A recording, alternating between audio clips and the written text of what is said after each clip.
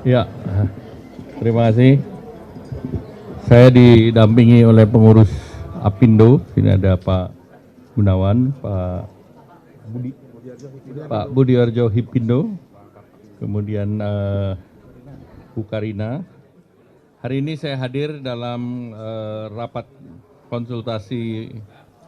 kerja dan konsultasi Apindo, dan tentu temanya adalah dengan semangat Indonesia Incorporated menuju Indonesia Emas. Indonesia Incorporated itu menjadi penting karena pada saat kita melakukan negosiasi tarif dengan Amerika, kita menggunakan pendekatan Indonesia Incorporated untuk memberikan commercial offer. Jadi itu melibatkan BUMN dan swasta, dan kali ini berkumpul para pengusaha, dan ini menjadi sangat penting.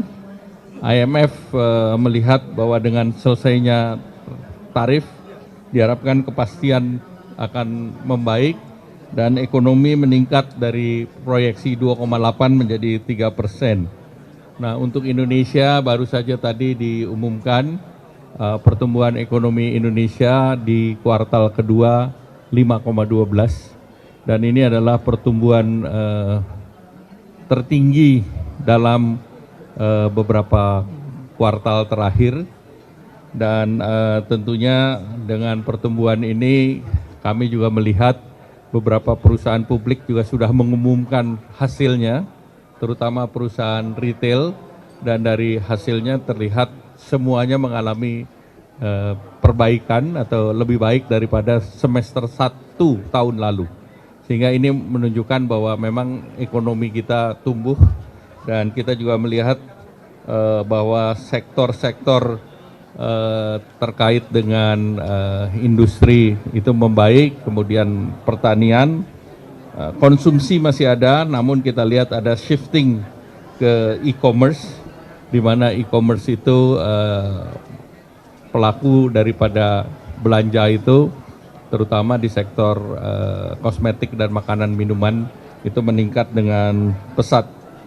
Nah, pemerintah sendiri juga mempersiapkan berbagai program, yaitu terkait dengan kredit usaha rakyat juga disiapkan program untuk penyediaan rumah sejumlah 450.000 rumah. Dan tentunya pemerintah juga membuat berbagai terobosan pasar dengan EU misalnya. Kita sudah principal agreement dengan EU dan barang kita ke Eropa 0%, demikian pula sebaliknya. Dan dengan demikian ini merupakan blok ketiga sesudah dengan China. China juga sudah ASEAN China sudah ditandatangani di awal 2000-an, dan itu juga produk China dan Indonesia sama-sama nol. Jadi itu yang sudah kita berikan ke berbagai negara. Tentu kita berharap bahwa nanti Apindo bisa menindaklanjuti pasar-pasar yang dibuka oleh pemerintah, dan khusus untuk semester kedua nanti Hipindo bikin acara Pak ya, untuk 17 Agustus diskonnya sesuai dengan umur Republik Indonesia, diskonnya 80% sampai dengan ada yang 80, ada yang 60, ada yang 50, ada yang 40 gitu. Jadi itu, dan juga ada barang-barang yang harganya Rp80.000 saja. Jadi itu, dan kemudian nanti di akhir tahun menjelang Natal tahun baru tentu akan ada program, sehingga konsumsi akan terus didorong oleh pemerintah. Baik, terima kasih. Target investasi tahun ini kan 1.900 triliun, dan dari BKPM, Menteri Investasi mengatakan target semester 1 sudah tercapai. Ya. Stimulus kan kita sudah lepaskan semua, termasuk sektor properti kan PPN ditanggung pemerintah 100% sampai dengan 2 miliar. Ya, yang penting para pengusaha ini melanjutkan usahanya dan melanjutkan investasinya dan melanjutkan menerima untung. Jadi itu akan sustain sampai 2045. Ini ada Pak Gubernur. Ya. Ya, stabilisasi harga beras sedang ditangani dan tentu kalau Jawa Barat Pak Gubernur bisa mendorong. Dampak tarif 32%, 5 juta orang bisa kena PHK. Ya, kalau 32%. Ya, jadi kalau 19% tidak ada itu PHK yang 5 juta. Investasi banyak masuk. Kalau jelas ya, bedanya 32 dan 19. Supaya jelas nih, ya. Yang nol siapa? Sebelum ada tarif itu kan kita tidak nol. Sebelum ada tarif Indonesia itu 10-20%. Jadi dengan tarif itu kemarin diancam 32%. Kalau 32% artinya no trade, nggak ada perdagangan. Nah sekarang kalau dengan 19% kita di ASEAN salah satu yang kompetitif. Kita sama dengan Malaysia dan Thailand, India 25%, Vietnam 20%. Jadi Pak Gubernur senang tidak ada pabrik pindah dari Indonesia ke negara lain. Ya, Jawa Barat nggak ada yang pindah lah, aman Jawa Barat. Terima kasih. Wassalamualaikum warahmatullahi wabarakatuh. Kenapa? Intinya adalah forum ini adalah forum sinkronisasi. Saya tadi sudah menyampaikan posisi saya itu mengorkestrasi antara pemerintah pusat, pemerintah daerah, kalangan dunia usaha. Dan kita tahu Jawa Barat hari ini kan ranking investasinya tertinggi Indonesia. 72,5 triliun sudah masuk dan kita harapkan bisa terus meningkat. Kan hal itu terjadi bukan ujuk-ujuk, tetapi ada beberapa kebijakan strategis, misalnya angka premanisme di dunia industri menurun tajam, gitu bisa lihatlah hari ini.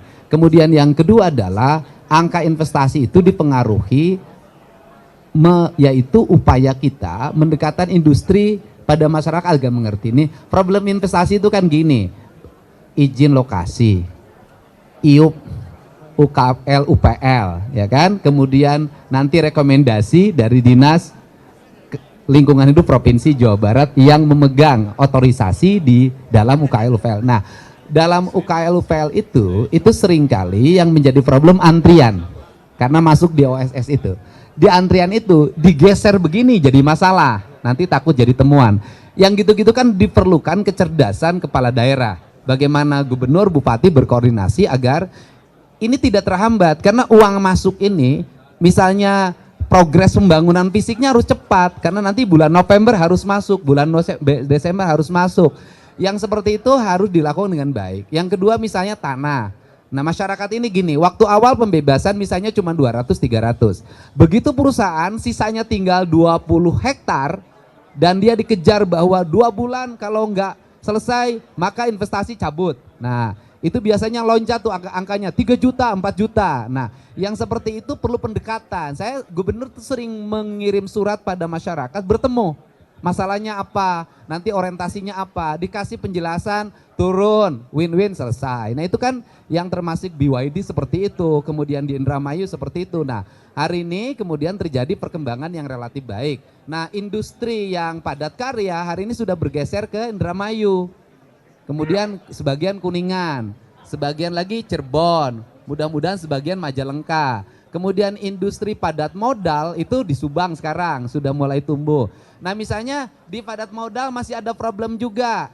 Misalnya ada surat edaran Menteri Pertanian, ya kan? Tidak boleh ada alih fungsi, sedangkan sawahnya itu misalnya cuma 5 hektar di tengah kawasan industri yang 400. Nah kalau orang nggak berani ngambil keputusan, nah saya ini ya sudah kita bertemu dengan menterinya, saya sudah WA Pak Menterinya. Kita bertemu yang 5 hektar ini di kepala saya itu nggak boleh hilang, terkompensasi. Bagaimana terkompensasi? Begini caranya, daerah ini perlu urukan, ngambil Indramayu urukannya. Urukan di Indramayu jangan seperti hari ini, orang ngambil tanah sembarangan nggak bayar pajak, ancur-ancuran. Bikin sawah baru, terintegrasi, nanti terintegrasi dengan PSDA. BBWS, jadi tanah yang digeser itu melahirkan sawah baru yang mengganti hanya 5 hektar itu, 5 hektar ganti jadi 25 hektar. Ini bisa dilakukan kalau gubernurnya, para kepala daerah bisa mengorkestrasi. Nah, selama ini kenapa terjadi kekacauan? Semua jalan sendiri-sendiri. Yang ngambil batu nggak ada izin sendiri, ngambil pasir sendiri, ngambil tanah sendiri. Kredit di jalan, begitu di jalan truknya diprotes sama yang pulang kerja.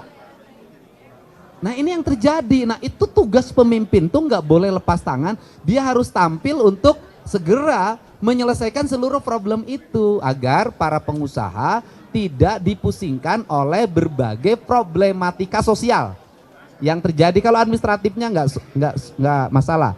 Kemudian yang berikutnya adalah ini yang harus segera didorong, link image. Orang Karawang, Desa Wadas nggak diterima oleh di perusahaan itu gara-gara matematika dasarnya lemah. Kalau seperti itu nanti untuk para calon tenaga kerja, saya bikin kursus yang sederhana-sederhana aja.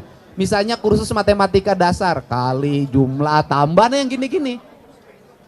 Nah ini yang harus segera diselesaikan sehingga pendidikan kita ini pendidikan yang mengarah pada kebutuhan. Yang berikutnya rencana rekrutmen tenaga kerja harus bisa dilihat.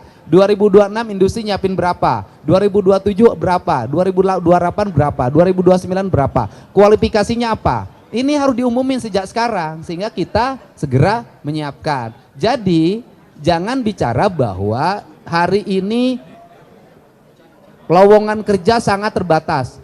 Menurut saya lowongan kerja itu tersedia, cuman kualifikasi yang tidak terpenuhi. Contoh, Subang tahap sekarang dibutuhkan 8.000. Subangnya baru bisa memenuhi 1.500. Itu 1.500 ngambil Purwakarta, Karawang. Nah ini kan saya sudah minta agar nanti besok tidak rame lagi. Ketika masuk kemudian tenaga kerja lokalnya, daerahnya kurang terekrut, saya minta bupatinya kamu cari 3.000 lagi. Latih sejak sekarang, arahkan, penuhi rekrutmen. Jangan sampai nanti begitu perusahaan berdiri, tenaga kerjanya direkrut, orang sananya tidak kebagian, rame lagi. Nah ini perlu kecermatan, kecerdasan pemerintah dalam membaca setiap peluang yang terjadi. Itu saja. UMK itu seringkali menimbulkan problem, Pak. Misalnya gini, Kabupaten Sumedang, sebelah sini batasannya Bandung. Sebelah sini batasannya Subang. Subang dengan Sumedang dengan Bandung berbeda-beda tetanggaan. Purwakarta dengan Karawang misalnya bedanya 500 atau 1 juta, nanti saya cek. Padahal pabriknya deketan, orang Purwakarta kerja di Karawang, orang Karawang kerja di Purwakarta. Bekasi dengan Bogor, tetanggaan. Nah saya tadi ada gagasan disampaikan ke forum Apindo, mudah-mudahan dan di depan Menteri Ketenagakerjaan, bagaimana kalau ke depan upah itu sektoral, tapi terpusat. Gitu loh. Dan berlaku sama di seluruh Indonesia. Jakarta sama. Jadi tidak lagi nanti industri itu gini, Karawang lari ke Indramayu karena UMK-nya rendah. Nanti Indramayu naik lagi, lari lagi ke Jawa Tengah. Kan tidak begitu. Tapi kalau industri berbasis UMK, maka keputusannya tidak lagi menjadi keputusan yang diputuskan lewat daerah yang lahirlah ketekanan politik. Nah itu kan, dan kemudian kalau momentum politik seringkali dimanfaatkan untuk nyari popularity kan kurang tepat. Menurut saya kalau berbasis sektoral maka di setiap daerah sektornya sama. Pertambangan semua daerah sama, energi semua daerah sama, kemudian makanan minuman semua daerah sama. Dan ini akan membuat iklim dunia industri dan perburuan di kita kondusif. Yang terakhir saya tadi pesankan keprihatinan saya pada sektor garment. Apa keprihatinannya adalah mereka tidak mendapat makanan yang pas, sehingga selalu makan di luar pabrik. Ketika makan di luar pabrik, makanan yang tersedianya tidak sesuai dengan kadar kebutuhan mereka sebagai karyawan. Nutrisinya, gizinya, proteinnya, kemudian air mineralnya. Sehingga daya tahan kesehatan mereka menurun, ditambah mereka menyusui, bangun pagi. Setelah itu apalagi mereka sering kali telat ganti pembalut. Kemudian celana dalam. Kemudian apa yang terjadi? Ancaman kanker serviks sangat tinggi. Nah ini yang menjadi bahan perhatian saya. Saya mau buat pergub ntar lagi tentang itu agar perempuan di Jawa Barat terlindungi ketika bekerja. Kantinnya nanti Pemprov Jabar akan menyiapkan anggaran membangun kantin-kantin untuk karyawan agar kantinnya bersih, tertata, higienis, Kemudian nanti juga kita ke depan memikirkan bagaimana para pegawai ini diingatkan untuk cepat ganti pembalut ketika bekerja. Kenapa? Ketika sakit mereka berhenti, ketika sudah berhenti mereka tidak punya uang, harus berobat. Ini problem. Itu saja Pak, terima kasih. Oh. Ya begini sajalah, yang penting siapapun harus tetap memasang bendera merah putih. Bendera apapun yang penting di atasnya adalah merah putih, ya. Ya.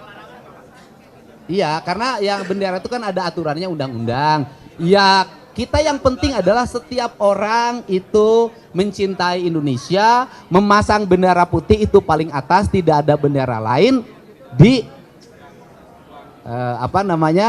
di semua bendera yang paling tinggi adalah merah putih. Hal-hal yang lain setiap orang boleh berekspresi dan ekspresi itu hak setiap orang. Yang penting semua orang berekspresi tetap mencintai negara kesatuan Republik Indonesia dan benderanya merah putih.